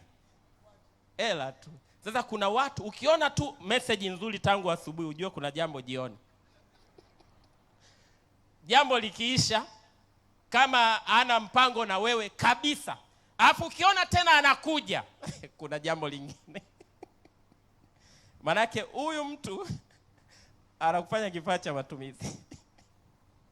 Sasa hakuna mahusiano, unajua hatuhusiani na vitu, tunahusiana na watu. Sawa? Hatutumii watu, tunahusiana na watu. Katika kuhusiana kuna exchange. Anaweza akafurahia nilicho nacho, ninaweza nikafurahia alicho nacho. Lakini lazima kuwe na sense ya kuhusiana na sio ile sense ya kutumiana. Yaani ukiona message baby ujue jioni unaombwa hela. Baada ya hapo hakuna tena ukaribu. Maana yake hayo ni matumizi kama kifaa. Mahusiano ya aina hiyo kama hujaingia kwenye ndoa usiingie nayo. Kama umeingia kwenye ndoa, neema ya Bwana inakutosha. Bwana Yesu asifiwe sana. Kwa hiyo unakuta mtu kuna ukiona treatment fulani ujue anakuhitaji kimwili. Baada ya hapo zinakata. Baadaye zitarudi tena sana kuhitaji kimwili. Au anahitaji hela yako. Ukiona tu message nzuri, mawasiliano mazuri, anahitaji hela yako. Baada ya hapo anakusahau. Baadaye tena akiwa na shida amerudi tena kwako. Huyo mtu uwe makini naye. Kwa sababu hayo ni mahusiano yanayoonyesha wazi kuna shida ya kithamani. Bwana Yesu asifiwe sana. Na watu wa Mungu, thamani haipandishwi kwa kujirahisi. Kwa sababu ya mahusiano yenye shida ya kithamani, kuna mabinti alikuwa amejitunza vizuri katika kutafuta kuthaminiwa zaidi, akaanza kujirahisi, akaanza kuvunja ile mipaka ambayo alikuwa amejiwekea. Thamani haipandishwi kwa kujirahisi. Thamani yako kwa kijana wa kiume haipandishwi kwa kumvulia nguo. Kimsingi, kikawaida, mtu ambaye unamvulia nguo kabla ya wakati, unashuka thamani. Unajishusha thamani. Ndio maana wengine ni wazi kabisa, kabla hajalala na wewe alikuwa anakuona ranki fulani, lakini immediate wewe mwenyewe ni shahidi, mbona ni kama siku hizi amekuwa anitreat kwa kiwango kile. Maana yake kuna thamani imeanza kupungua kupitia kujirahisi. Thamani kimsingi inapanda kwa kutojirahisi. Bwana Yesu asifiwe sana. Na ndio maana ya ikulu ina thamani kwa sababu huwezi kuingia kama tunavyoenda washroom. Jaribu kufikiri, nasema naenda ikulu. Nimetoka ikulu. Na wanasema umeenda na mimi naenda. Hiyo ni ikulu tena. Hiyo si choo hiyo. Ambao ndio kila mtu anaweza kwenda. Kwa thamani haipandishwi kwa kujirahisi. Kuna watu wengi anafikiri nikiwa rahisi, nikienda nyumbani kwake, nikampikia, nikamfulia na nguo, rafiki yangu utachokwa. Kwanza wanaweza wakakujua hadi waanze kujua visivyotakiwa kujulikana. Kila siku huko kwao. Kwa mama yangu. Subiri. Wewe muda wote unawasiliana na mama yake. Utaonwa makosa. Si unajua kila mtu ana malezi na familia yake. Inawezekana jambo ambalo wewe unaona zuri kwao ndio baya kuliko yote. Alafu wewe umejiachia unajua unafanya mazuri. Kumbe kwao kwenye ile familia hilo jambo alieleweki. Unajipotezea. Kwa hakikisha unaweka mipaka. Amen. Kwa sababu thamani haipandishwi kwa kujirahisi. Mahusiano yote yanakutaka utoe mwili wako ndipo uthaminiwe, sio mahusiano sahihi. mahusiano yoyote yanayokutaka uutoe mwili wako ndipo uthaminiwe, sio mahusiano sahihi, yanakupotezea thamani. Sasa unaweza ukasema nikiutoa mwili wangu nitathaminiwa. Twende tu taratibu. Ukishaingia kwenye ndoa, wewe utakuwa masaa yote unatoa mwili ndio uthaminiwe. Ukiumwa hautathaminiwa. Umepata changamoto miezi mitatu, mwili hautoki. Ni miezi mitatu ya kutothaminiwa. Lazima mtu ajifunze kukuthamini kabla ya kupata mwili wako. Na mwili sio kigezo cha kumthamini mtu. Bwana Yesu asifiwe sana. Eneo la pili nilikuwa nasema, eneo la kwanza la thamani ni binafsi. Kwa lazima uwe wakati unahusiana unazingatia thamani yako binafsi. Lakini eneo la pili ni thamani yako kwa jamii. Thamani yako kwa jamii. Thamani yako ikoje kwa jamii yako tangu mmeanza kuhusiana na huyo mtu? Thamani yako ikoje kwa jamii yako tangu mmeanza kuhusiana na huyo mtu? Watu wa jamii yako, wazazi wako, walezi wako, wanakuthamini zaidi baada ya kugundua hayo mahusiano, au kuna namna thamani yako imeshuka, imepanda au imeshuka kwa jamii? Kwako binafsi unajiona wa thamani zaidi, au ni kama umepungua, imekuwa tegemezi? Lakini kwa jamii yako watu wanakuthamini zaidi, au kuna namna umeshuka kithamani? Kwa hiyo kama mahusiano yanakushusha thamani kwa jamii, yaangalie vizuri. Nasema yule alikuwa binti mzuri, lakini tangu ameanza kuwa na ile kaka, yani tulitegemea kabisa huyu atakuwa na future nzuri, ila naona ameshaanza kuharibikiwa na yeye. Jamii inaanza. Usipuuze kile jamii inasema. Unajua Yesu aliwauliza watu hivi, wanafunzi wake, anasema watu usema ya kuwa mimi ni nani? Wakasema, wanasema wewe ni Yohana, wengine ni Elia, wengine ni nani? Alafu akauliza, na ninyi mnasema ya kuwa mimi ni nani? Kwa unaona kuna level ya jamii na level ya watu wa karibu zaidi. Kwa usipuuze kile watu wanasema. Ukiangalia vizuri, watu usema wakuwa wewe ni nani. Ukiangalia vizuri, hakuna mtu aliyesema wewe ni Baraba. Wote walikuwa wanasema uelekeo fulani. Wewe ni Elia, wewe ni Yohana, wote walikuwa na uelekeo sahihi, japo hawakupatia sana. Alafu wale wa karibu walipatia kabisa. Kwa usipuuze kile watu wanasema kuhusiana na huyo mnayehusiana. Sababu mahusiano huwa yanafanya watu wanakuwa kama kwenye dunia yao ambayo haina watu. Anasema ni sisi tu ndio tunaelewana. Yaani baba haelewi, mama haelewi, jamii, kila mtu hakuelewi. Yaani ni nyie tu wawili tu. Wawili tu mtaenda kuishi wawili duniani yenu pekee. Kwa usipuuze kile watu wanasema. Sisemi uchukue vyote, lakini kwa kweli kuna kitu watu wanachosema kinaweza ikawa kina uelekeo sahihi. Amen. Kwa hiyo thamani yenu ikoje kwa jamii? Imeshuka, imepanda? Je, kwa kanisa? Thamani yako ikoje kwa kanisa na watumishi wa Mungu? Vipi kuhusu thamani yako kanisani, kwenye hiyo timu ambayo mlikuwa mnafanya wote huduma? Vijana wenzako, watumishi wa Mungu wenzio, au watumishi wa Mungu wanakuthamini kiasi gani baada ya kuwa umeingia kwenye mahusiano? Wengine baada ya kuingia kwenye mahusiano fulani na mwenendo fulani, hata majukumu anaanza kupunguziwa. Sasa kijana wangu, ili naomba nikupunguzie, umekuwa na mambo mengi. Sio mambo mengi, amegundua kuna kitu kinaharibika baada ya kuwa umeingia kwenye mahusiano. Kwa usipuuze thamani yako kwa watumishi wa Mungu, kwa kanisa, imeongezeka au imeshuka. Na namba ya 4 kwenye thamani ni thamani yako kwa Mungu. Thamani yako kwa Mungu. Thamani yako kwa Mungu imepanda au imeshuka? Imepanda au imeshuka? Tangu umeanza kuwa na uhusiano na huyo kijana au na huyo binti, unajiona thamani yako imepanda au imeshuka? Biblia inasema kwa kuwa ulikuwa wa thamani machoni pangu. Kumbe kuna wa thamani machoni pa Mungu na kuna asiye la thamani. Thamani zinapishana. Unajua thamani sio kitu kiko fixed. Thamani ni kitu ambacho kinaweza kupanda na kinaweza kushuka. Mtu anaweza akawa ana thamani leo, kuna maisha akiishi akaipandisha thamani yake. Na mtu anaweza akaonekana ana thamani kubwa, kuna aina ya kanuni asipozizingatia, thamani itafanya nini? itashuka. Kwa kutokuwa na thamani sio kitu kibaya kama ukidhamiria kuipata. Kuna vitu unaweza kufanya. Kwa thamani hata mbele za Mungu inaweza kupanda, inaweza kushuka kutokana na maisha anayoishi mtu. Biblia inasema kwa kuwa ulikuwa wa thamani machoni pangu. Sasa tangu umeanza kuwa na huyo mtu, unajiona wa thamani na mwenye kuheshimiwa mbele za Mungu. Unajua kuna watu ambao tukihusiana nao, sisi wenyewe ukienda mbele za Mungu, yani wewe mwenyewe inabidi tu ya kutoke, Mungu nimekuwa takataka. Ila kinachokufanya ujiseme nimekuwa takataka, kwa kweli ni ujinga mnaofanyaga na huyo dada. Ndio kinakufanya useme mimi ni takataka tu mbele zako. Na unajua kabisa ni huyu binti, ni huyu kijana ndio ananifanya nitamke haya maneno. Kwa zingatia, linda hayo mahusiano. Angalia hayo mahusiano kwa sababu yanaishusha thamani yako mbele za Mungu. Wewe mwenyewe unakuwa ni kama ujioni unaitafuta thamani yako mbele za Mungu. Kwa usipuuze hayo mahusiano, kwa sababu hayo mahusiano yana shida. Vipi uwepo wa Mungu kwenye maisha yako tangu uanze kuwa na hayo mahusiano? Uwepo wa Mungu umeongezeka au umeisha? Zamani ulikuwa una flow muda wote, unasikia tu kunena kwa lugha moto ndani, muda wote moto.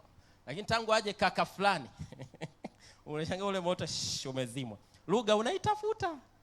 Nyimbo 8 za kuabudu ndio unaisikia kwa mbali. Anakuja. Alikuwa wapi? Nasikia roho anakuja, endelea. Roho anakuja, alikuwa wapi? Anatakiwa awepo muda wote. Na unajua aliyezima huo moto ni binti fulani. Usiuze uwepo wa Mungu kwa mahusiano. Usikubali. Tena moja ya kipimo kizuri sana cha mahusiano, cheki uwepo wa Mungu. Mmemaliza maongezi, sikiliza ndani, utasikia tu kuna namna mkiongea ujinga. Kuna namna utasikia tu huku ndani kuna uwepo wa Mungu unaanza kupata shida. Kesho jilinde. Lakini wengi wanapuuza mpaka ile hali inakufa kabisa. Baadaye anakuja kugundua yani Mungu yuko mbali, hayuko mbali. Wewe ndio umeenda mbali. Bwana Yesu asifiwe sana. Kwa cheki vipi uwepo wa Mungu kwenye maisha yako tangu hayo mahusiano yaanze. Uwepo wa Mungu ukoje? Upendo wako kwa Mungu tangu huyo mtu amekuja kwenye maisha yako umeongezeka au umepungua? Unampenda zaidi Mungu? Unasikia kumpenda sana Mungu? Au kuna namna unapata shida? Upendo wako kwa Mungu umeathirika baada ya huyo mtu kuja? Yeyote ambaye anaathiri upendo wako kwa Mungu hajatoka kwa Mungu. Yeyote ambaye anaathiri upendo wako kwa Mungu, ulikuwa ni binti unayempenda sana Mungu, lakini alipokuja kaka fulani, wewe mwenyewe unasema yani mimi sijui nimekuwa na matatizo gani siku hizi. Lakini unajua sio matatizo gani, unajua kabisa aliyekuja fulani ndio ameleta hizo shida. Upendo wako kwa Mungu, kupenda maisha ya maombi. Ulikuwa unapenda kuomba, binti muombaji. Vipi muombaji? Muombaji imekuwaje? Sasa hivi unapenda mawasiliano kuliko maombi. Muda wa maombi umefanya muda wa chatting. Kwa unapenda kuomba, muda wote uko na Mungu. Unapenda maombi. Maombi ukiwa unaomba unasubiri, unaomba haraka ili umalize, ufanye nini? Uwasiliane. Anayeathiri maisha yako ya kupenda maombi, huyo mtu jilinde naye. Ulikuwa unapenda mifungo, anambia usiwe kiroho sana bwana. Wewe maisha utafurahia maisha saa ngapi? Na wewe umechukua hiyo. Eti usiwe kiroho. Maisha yenyewe ya kiroho, alafu unasema usiwe kiroho. Maisha yenyewe, shetani wenyewe wa kiroho wa giza, shetani wa kiroho. Dunia yenyewe, Biblia inasema na dunia yote yakaa katika yule mwovu. Mifumo yote ya duniani nyuma yake ina nguvu ya kiroho.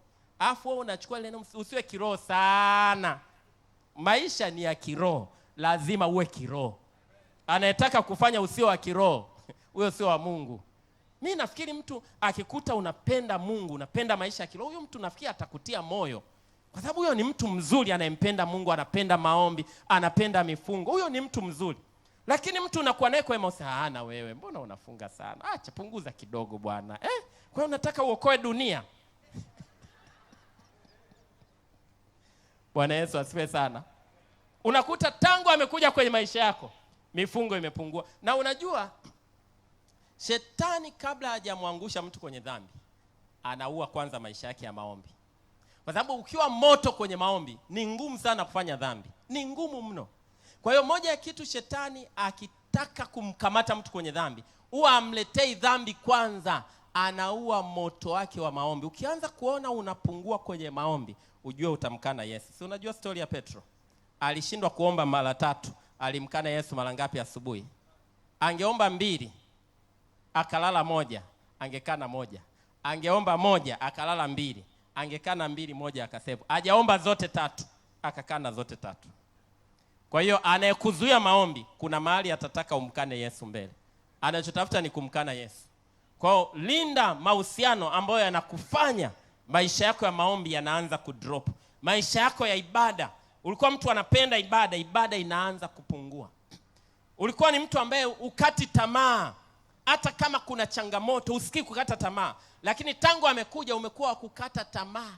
Huwezi tena kujizuia. Ulikuwa unaweza kukaa bila hela asubuhi hadi jioni, lakini sasa hivi yani kuanzia amekuja unaona kama uwezi, anakufanya omba. Ulikuwa mvumilivu, uvumilivu umeondoka. Huyo mtu anayekutoa hapo, anakutoa kwenye thamani yako mbele za Mungu.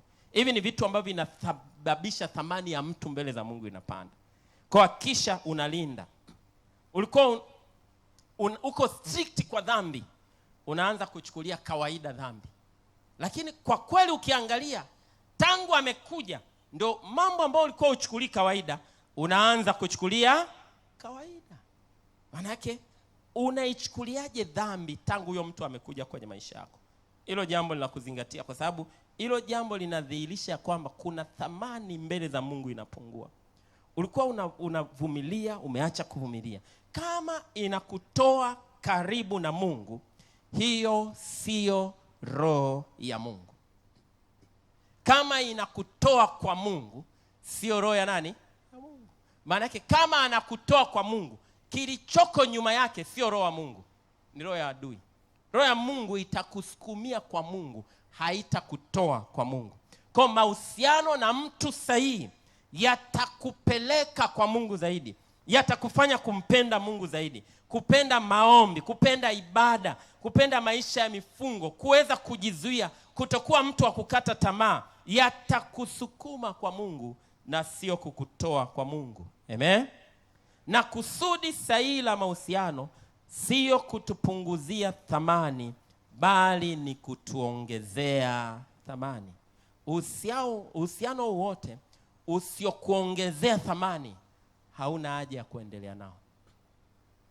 Uhusiano wote usiokuongezea thamani, hauna haja ya kuendelea nao, kwa sababu maisha kwa ujumla wake ni ongezeko la thamani. Mtu anaishi ni yule ambaye anaongeza thamani yake kila siku, kwa kusoma, kwa kujifunza, kwa kuinteract na watu kwa namna mbalimbali. Hakikisha thamani yako inaendelea kupanda siku mpaka siku. Na mtu yoyote akija kwenye maisha yako akaanza kufanya thamani yako ianze kudrop, jiepushe na huyo mtu, muepuke huyo mtu. Bwana Yesu asifiwe sana. Ninaeleweka vizuri watu wa Mungu? Twende kwenye swali la 3, swali la kusudi. Nimesema swali la kwanza ni maswali ya msingi, swali ya pili ni maswali ya thamani, na swali la 3 au maswali ya 3 ni maswali ya kusudi. Maswali ya kusudi, na haya yako kwenye makundi mawili, moja ya ndoto, nyingine kusudi. Hayo mahusiano yameathiri vipi ndoto zako? Hayo mahusiano yameathiri vipi ndoto zako? Yameathiri vipi ndoto zako? Yameongeza chochote kwenye ndoto zako au yameua ndoto zako? Yameongeza kitu kwenye ndoto zako au yameua ndoto zako? Ulikuwa na ndoto za kumtumikia Mungu, kaka mtumishi, lakini siku amekuja dada fulani, vipi kaka mtumishi, utumishi umeishia wapi? Mwinjilisti fire, ile fire imeenda wapi? Zile ndoto zako zimeishia wapi? Ndoto zako za kumtumikia Mungu zimeenda wapi baada ya huyo mtu kuwepo? Na wengine anajua kabisa, hii ndoto yangu ya kumtumikia Mungu ilifia hapa, alipokuja mtu fulani ndo aliimaliza. Hayo mahusiano yanaua ndoto zako, yana shida mahali fulani. Bwana Yesu asifiwe sana. Ndoto zako za kielimu za shule zimeishia wapi? Wakati unaingia chuo ulikuwa unasema mimi first class. Umeenda, baadaye yalipoanza mahusiano ukaanza kudrop. Hapa second inatosha. Baadaye kwanza waliofanikiwa hata hawajafaulu sana.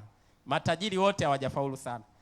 Makalai tu yanatosha. Maana yake na unajua kabisa mahusiano yanachukua muda wako mpaka yameua ndoto zako za kielimu. Performance imeuawa. Ulikuwa ni mtu unawaza juu, una aim higher, lakini sasa hivi umerudi average. Kwa nini? Una balance na mahusiano. Hayo mahusiano yanaua ndoto zako. Yaangalie vizuri. Yaangalie mara mbili. Bwana Yesu asifiwe sana. Ndoto zako za kikazi, za kibiashara, linda mahusiano ambayo yanaua ndoto zako. Kwa sababu kusudi sahihi la mahusiano sio kuua ndoto, ni kutusaidia kuzifikia ndoto zetu. Amen. Kusudi sahihi la mahusiano sio kuua ndoto zetu, ni kutusaidia kuzifikia ndoto zetu. Lakini pia, je, ni nini kusudi la huo uhusiano? Maswali ya kusudi. Nasema kwanza liko kwenye ndoto, la pili ni kusudi. Nini kusudi la mahusiano yenu? Ni nini kusudi la hayo mahusiano? Mkijiuliza tu au kajiuliza, hivi kwa kweli nini kusudi la haya mahusiano? Sababu mahusiano yote yasio na kusudi, uhusiano wote usio na kusudi, hauwezi kufanikiwa. Hauwezi kufanikiwa. Safari yote isio na lengo ni safari ya uharibifu. Safari yote isio na lengo, isio na kusudi, isio na uelekeo, ni safari ambayo haitafanikiwa. Natoka hapa, naondoka. Naenda wapi? Sijui nakoenda. Nitafika nakoenda? Huwezi kufika mahali ambako hauendi. Sasa watu wengi wanahusiana na ukiwauliza wanakokwenda wenyewe hawajui. Wanabaki kusema tu Mungu akipenda. Mungu akipenda. Yaani ndio wanafunikia hapo, kutokuwa na lengo, kutokuwa na uelekeo, kutokuwa na kusudi. Mungu akipenda itakuwa, Mungu asipopenda haitakuwa. Safari yoyote sahihi ni safari yenye makusudi. Ni nini kusudi la hayo mahusiano? Lazima kuwe na kusudi mahususi la mahusiano. Na kwa watu ambao wanamjua Mungu, kusudi pekee la mahusiano ni ndoa. Kama kusudi sio ndoa, usiingie kwenye mahusiano. Kusudi pekee la mahusiano ya aina hii tunayoongelea ni ndoa, sio kingine chochote. Kwa kama kusudi sio ndoa, usiingie kwenye mahusiano. Hayo malengo, kama ni ndoa kweli, hayo malengo lazima yawe wazi na yanayoeleweka. Nini lengo la hayo mahusiano? Nini lengo la huo ukaribu kati ya msichana na mvulana? Lengo lenu ni nini? Mnachotafuta ni nini? Kwa sababu wewe mwenyewe unajua huo ukaribu sio wa kujifunza hesabu. Wa kujifunza hesabu hauko hivyo. Unajua kabisa sio group discussion. Sio kabisa. Wala sio tu wa kujifunza Biblia. Wewe mwenyewe unajua wa kujifunza Biblia hauko hivyo. Unajua kuna extra, kuna mahali mmeenda. Sasa huko mnakoenda lengo lenu ni nini? Kuna watu kabisa wenyewe ni mashahidi, hatuna ndoa hapa, hatuna ndoa. Lakini wanaendelea kwenda. Mnaenda wapi? Shimoni. Mnataka muende wapi? Safari sio na lengo ni safari ya uharibifu. Na wakati sahihi wa kuingia kwenye mahusiano ni wakati uko tayari kwa ndoa. Basi huo ndio wakati sahihi wa kuingia kwenye mahusiano, sio wakati mwingine wowote. Na wakati yule ambaye unataka kuingia naye kwenye mahusiano yuko tayari kwa ndoa. Hapa tukianza kuulizana vijana, wangapi vijana wa kiume uko tayari kuoa mwaka huu au mwakani hivi? Ndani ya miaka miwili tunaweza kufanya hilo zoezi. Vijana wa kiume uko tayari kuoa ndani ya miaka miwili? Nyoosha mkono. Angalia mikono ilivyo michache. Ndani ya miaka miwili. Kwenye hili kundi lote hawafiki 50. Haya. Wangapi wako kwenye mahusiano? Kama mkiwa wa kweli, utashangaa zaidi ya nusu wameinua mikono. Mnatafuta nini huko kwenye mahusiano? Au niulize, wadada uko tayari kwa ndoa ndani ya miaka miwili? Nyoosha mkono. Alafu wadada wanajifanyaga hawataki kuolewa wakati hao ndio wanataka kuolewa. Uko tayari kwa ndoa? Nyoosha mikono. Ndani ya miaka miwili. Alafu angalia wadada wengi wako tayari kwa ndoa, kaka wachache. Hapo ndio kinaumana hapo. Wakaka 50, wadada 500. Sababu pekee Kwa hiyo kama tukienda kwa usahihi, au wakaka walionyoosha ambao wako tayari kwa ndoa ndani ya muda huu mfupi, miaka 2 hapo mbele, au tu ndio wanastahili kuingia kwenye mahusiano kama vigezo vingine vikizingatiwa, au pekee. Lakini angalia, unaweza ukakuta kwenye hili kundi la vijana zaidi ya 80% wako kwenye mahusiano. Wanafanya nini? Wanasalimiana tu asubuhi, mchana, jioni, umekula nini, umelalaje, umelala vipi, umevaa, umejavaa, basi. Hakuna uelekeo wowote, hakuna wanakoelekea. Kama hauko tayari kwa ndoa, hauko tayari kwa mahusiano. Mwambie jirani yako, kama hauko tayari kwa ndoa, hauko tayari kwa mahusiano. Kama hauko tayari kwa ndoa, kuna uwezekano mkubwa utahusiana kwa namna isiyo sahihi. Kuna uwezekano mkubwa utahusiana kwa namna isiyo sahihi. Unajua sio rahisi kujua mwenza sahihi wa ndoa kama hauko tayari kwa ndoa. Hauko tayari kwa ndoa, unaangalia nini ili kuoa? Si ndio? Utashangaa ana jicho kubwa, ana shape. Yaani unaangalia nini ili kuoa kama hauko tayari kwa ndoa? Kwa sababu uhitaji wako ni nini? Unaenda buchani, hautaki kula nyama. Utajuaje nyama? Ukienda unataka kula nyama, ndio utajua sasa nichague nyama aina fulani. Sijui kama ninaeleweka. Sasa wewe hauko tayari kwa ndoa. Wewe nini kinakwambia huyu anakufaa? Ndio sasa unashangaa mtu amekamatwa na sauti, yani akiongea tu. Ndoa ni kuongea tu. Atakuwa anakuongelesha asubuhi hadi jioni. Kuna wakati hiyo sauti itakukera. Kwa sababu hujui unachotaka. Wewe unafikiri unahitaji sura, unahitaji shape. Ulishaona bibi kizee amekaa hivi? Bibi kizee kabisa hivi. Alafu unaona lishepu. Akicheka ana dimples, bibi kizee. Sasa wewe unafikiri zamani hakukuwa na watu aina hiyo? Ndio akili yako hiyo. Walikuwepo. Kwa kuna kitu zaidi ya hicho. Mimi napenda flat tummy. Watoto 4 flat tummy.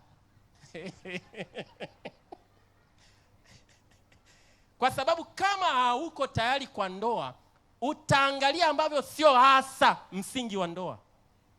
Sasa jaribu kufikiri, hauko tayari kwa ndoa, umeangalia ambavyo sio msingi wa ndoa, alafu vimekufanya umeingia kwenye mahusiano. Ghafla uko tayari sasa kuoa, unagundua hapa nilipo hakuna mke hapa. Kuna shepu tu, kuna sauti tu. Ndio maumivu yanaanzia. Hauwezi kujua mtu sahihi kama hauko tayari kwa ndoa. Sio rahisi. Na watu wa Mungu, hautamjua mtu sahihi kwenye mahusiano au mke sahihi au mume sahihi kwa kukaa naye kwenye mahusiano muda mrefu. Huo ni uongo. Unaweza ukakaa na mtu miaka 7, alafu baada ya kuingia kwenye ndoa unajua nilikuwa na bomu. Nakwambia ukweli. Haujui mtu sahihi kwa kukaa naye muda mrefu. Unajua mtu sahihi kwa kuwa mtu sahihi.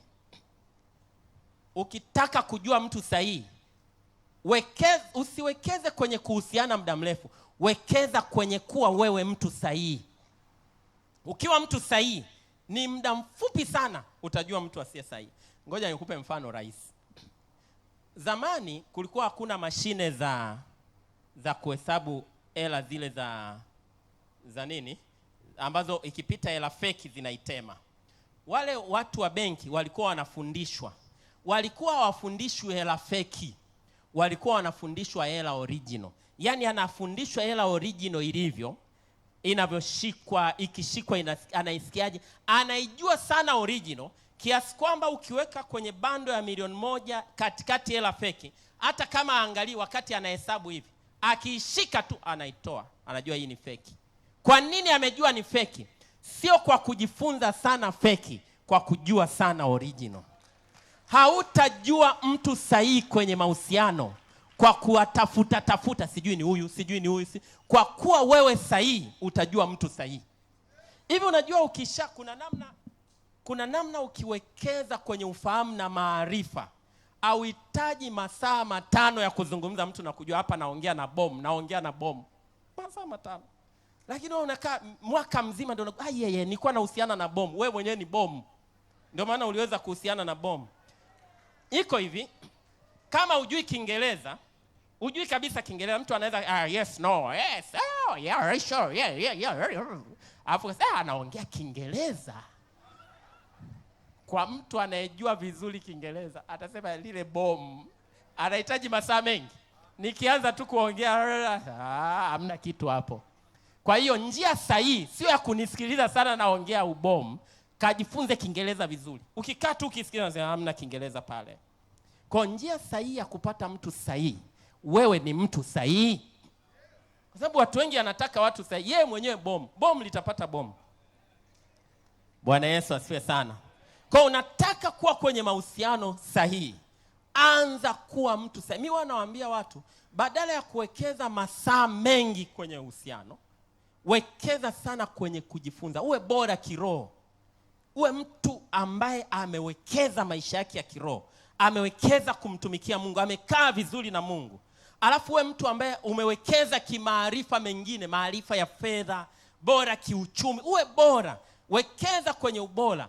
Akija mtu asiye bora, utajua tu kwa muda mfupi sana, utajua kwamba huyu sio, huyu ananifaa, huyu anifai.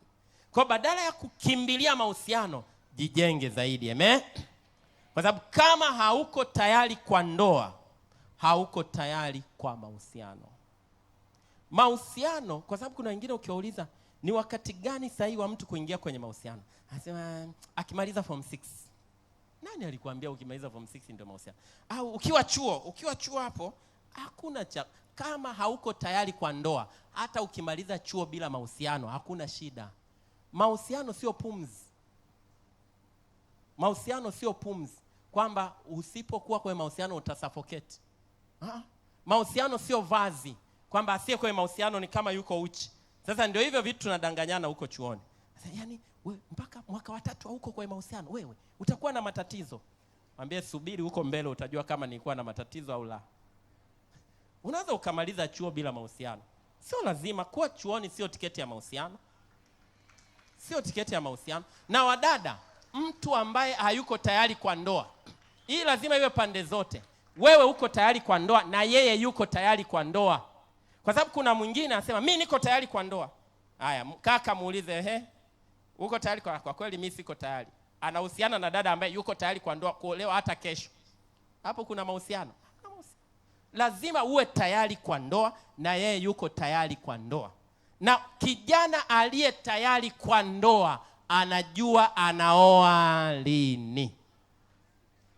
Asiyejua anaoa lini hayuko tayari kwa ndoa. Eti Yusufu, si unajua lini? Au umempanga binti hapo?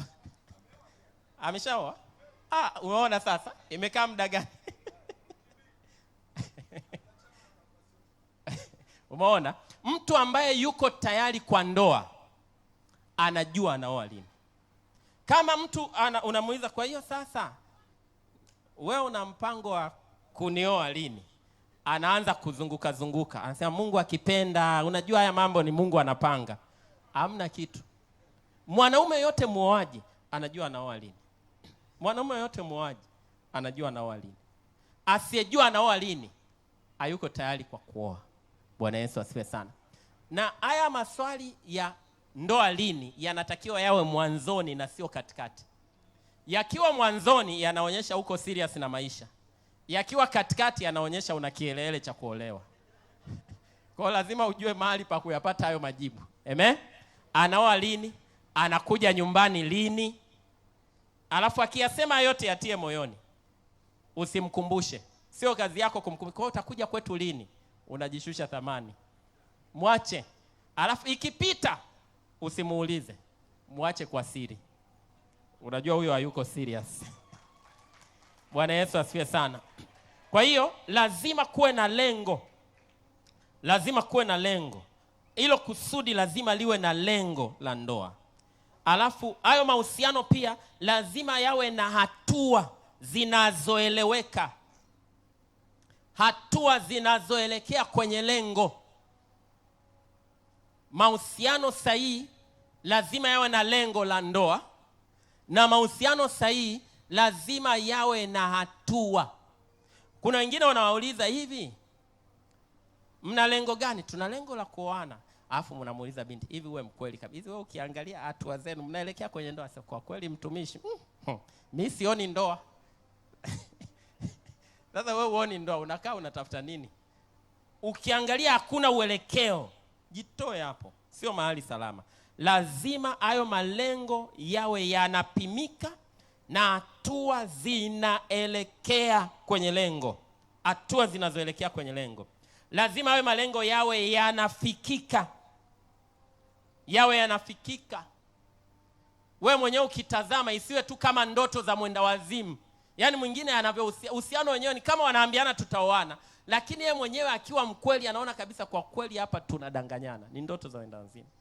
Ni kama vile unakuta kijana wa sekondari form 2 alafu anafuatwa na kijana ka form 4, anamwambia mimi nitakuoa form 4 na form 2.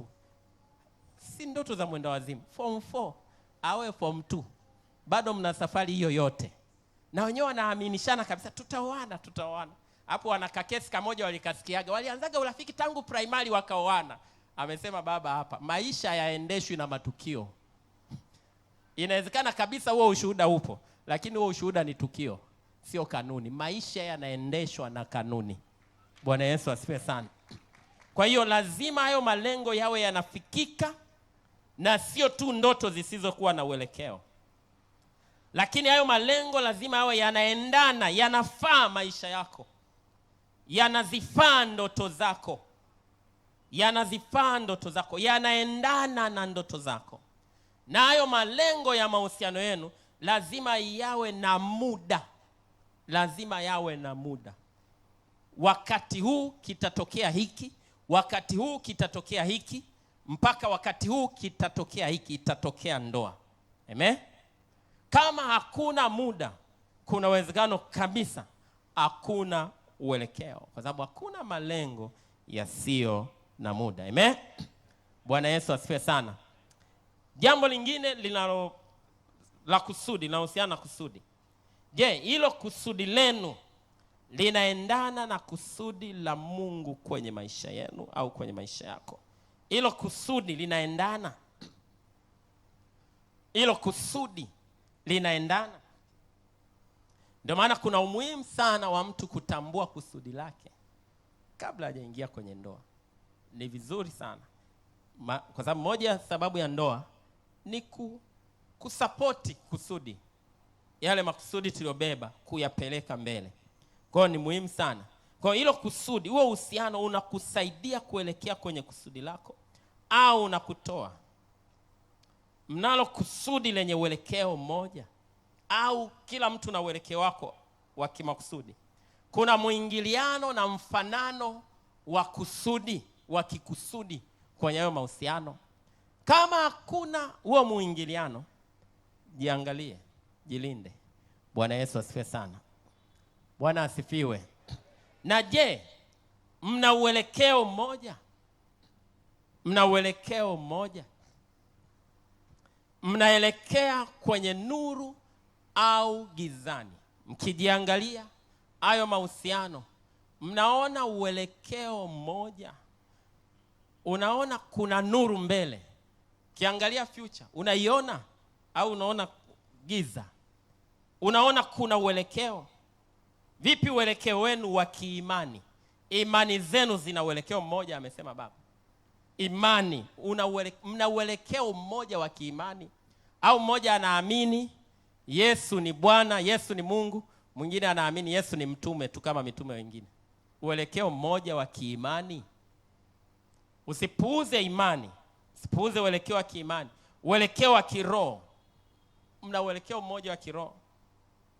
Uelekeo kwenye maeneo mengine ya kiuchumi na mengine. Biblia inasema wawezaje kutembea pamoja wasipopatana? Ndoa ni kutembea pamoja. Kwa ni lazima kuwe na kupatana, kuanzia kwenye kiimani, kiroho na maeneo mengine muhimu kabla ya kuingia. Ndoa sio tu kwenye mwili, ni patano linaloanzia ndani ya roho kwenda kwenye maeneo mengine.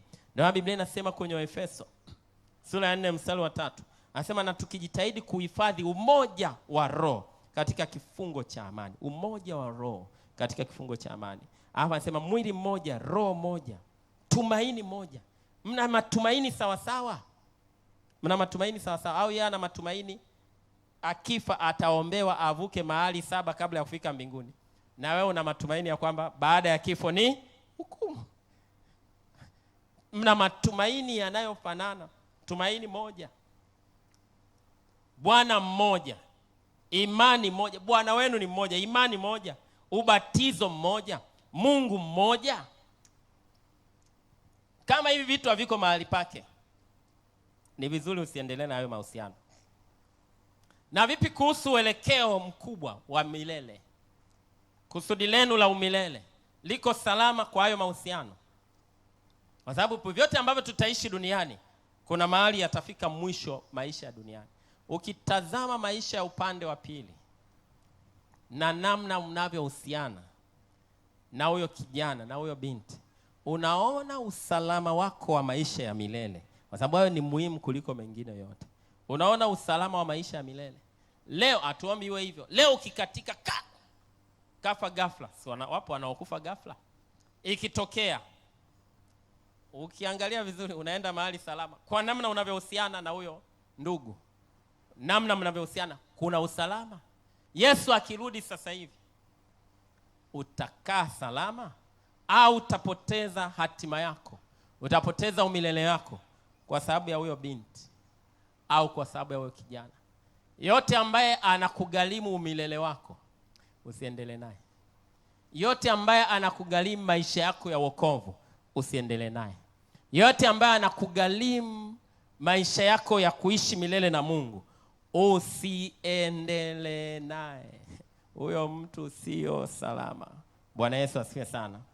Hata kama umekamatika kwa kiwango gani, hayo mahusiano, kama haya majibu hayako mahali pake, ninakushauri fanya maamuzi sasa hivi. Na wakati wa kuamua sio kesho, wakati wa kuamua ni sasa. Ukisharuhusu ngoja nijipe wiki ya kutafakari, hiyo wiki itakuja na mambo yake, utajikuta umerudi kule kule. Kwa mimi nakushauri, baada ya ibada andika ujumbe, mimi na wewe basi, alafu block hiyo namba. Hata unasikia maumivu, na kuhakikishia maumivu jifanye kama amekufa hivi. Kwa sababu unajua kuna wakati mwingine sasa maumivu, kwani akifa utafanyaje? Si itaumia, itapona? Fanya kama amekufa. Na kwa sababu umetokea kwenye utii wa neno la Mungu, mimi nakuhakikishia Mungu atakusaidia. Haitauma kivile, itauma kidogo lakini Mungu atakusaidia, kwa sababu unapotii neno la Mungu, maana yake una backup ya Mungu mwenyewe.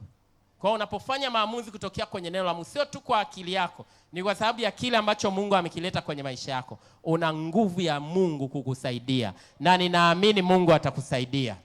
Na kupitia neno hili, kama kulikuwa na mtu alikuwa kwenye mahusiano mabovu, Mungu atamsaidia, anatoka kwenye hayo mahusiano. Lakini uanze na kuamua kwanza. Useme natulia, Mungu ananisaidia, huku unaendelea na chatting. Fanya maamuzi na Mungu atakusaidia. Amen. Nataka umshukuru Mungu kwa kile ambacho umesikia. Mwambie Mungu asante. Bwana Yesu ninakushukuru. Mwambie tu Mungu asante kwa kile ambacho umesikia. Alafu kama kuna eneo unahitaji kufanya maamuzi, mwambie Mungu nisaidie leo nifanye maamuzi. Umeniletea neno lako, unataka kunisaidia. Naomba unisaidie. Nifanye maamuzi ya kutoka. Nifanye maamuzi ya kutoka. Nifanye maamuzi ya kutoka. Nami ninakuombea. Baba Mungu mtakatifu, ninakushukuru kwa kila mmoja ambaye amefikiwa na neno hili na ambaye atafikiwa na neno hili. Ninaomba umsaidie. Neema yako Mungu iliyolileta hili neno ni neema yako ambayo inamsaidia. Ninajua kuna watu ambao amekwama kabisa eneo la mahusiano, na anajua kabisa mahusiano yake si sahihi na anashindwa kufanya maamuzi. Huyo mtu naomba umsaidie kwa jina la Yesu Kristo aliye hai. Hata yule ambaye alikuwa amekuwa tegemezi kiasi ambacho anaona hadi thamani yake haipo bila huyo mtu, muonyeshe kwamba thamani yake inatoka kwake. Thamani yako inatoka kwake, na utamsaidia kuvuka kwenye hilo eneo katika jina la Yesu Kristo. Ninamwombea kila ambaye amemaanisha, neema yako na nguvu yako imsaidie kwa jina la Yesu Kristo aliye hai. Na kwa sababu unalituma neno lako kutuokoa, yule ambaye alikuwa amekamatwa anaokolewa na nguvu ya neno lako katika jina la Yesu. Ninakushukuru Mungu mwaminifu kwa sababu umeyafanya haya yote katika jina la Yesu. Ukiwa umefunika macho sema, Mungu Baba, ninaomba unisaidie. Ninaomba unirehemu. Nilipohusiana kwa namna isiyo sahihi, leo nimelisikia neno lako. Neno lako halijaja kunihukumu. Neno lako limekuja kunisaidia. Niko tayari kupokea msaada wa neno lako, na niko tayari kufanya maamuzi sahihi. Roho Mtakatifu, ninaomba unisaidie kwenye haya maamuzi ninayochukua, niweze kusimamia kile ambacho nimeamua, na kwa sababu nimeamua kutokea kwenye neno lako, nguvu ya neno lako iniwezeshe katika jina la Yesu. Na kwa neno hili maisha yangu ya mahusiano yatakuwa salama, ndoa yangu itakuwa salama, mimi sitaharibikiwa. Nimeponywa na neno lako na nimesaidiwa na neno lako katika jina la Yesu. Wote tuseme amen. Amen. Ongeza tena makofi mengi mengi kwa mtumishi wa Mungu. Na kama hiyo haitoshi, endelea kuongeza makofi mengi mengi. Haleluya, haleluya. Kwa sindano hizi mbili, kuanzia ile ya kwanza